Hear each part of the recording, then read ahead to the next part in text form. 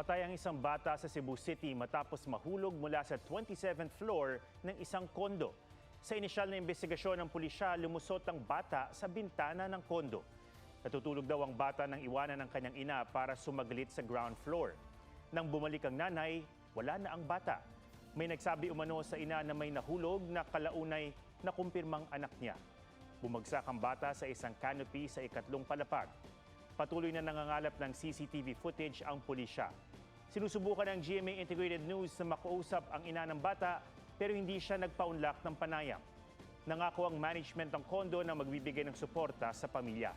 Tiniyak nilang sinusunod nila ang safety at security measures.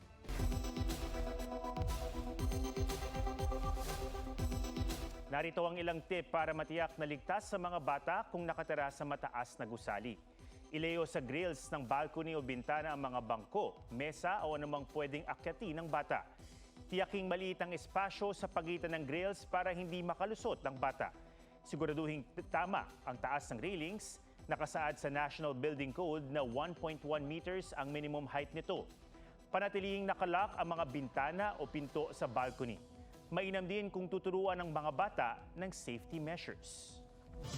Mga kapuso, alamin ang State of the Nation. Mag-subscribe sa GMA Integrated News sa YouTube. Sa ating mga kapuso abroad, samahan niyo kami sa GMA Pinoy TV at sa www.gmanews.tv.